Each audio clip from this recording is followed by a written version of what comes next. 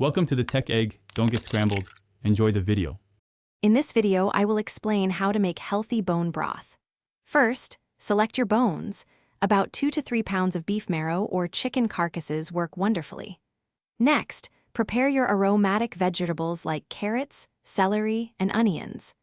Don't forget 2 tablespoons of apple cider vinegar.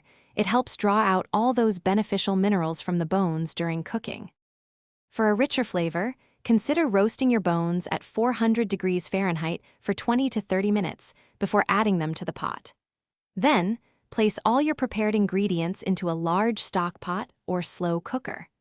Cover everything with about 1 gallon of filtered water, making sure all the bones are fully submerged. Now, let the magic happen.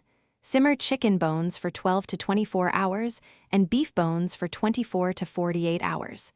It's crucial to maintain a very gentle simmer, never a rolling boil, to prevent cloudiness.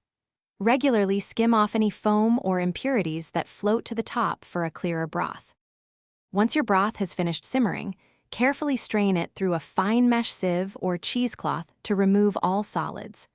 Allow the broth to cool completely before pouring it into airtight containers. You can store it in the refrigerator for up to 5 days or freeze it for several months of delicious, healthy enjoyment. Thanks for watching. Consider subscribing if I helped unscramble your problems.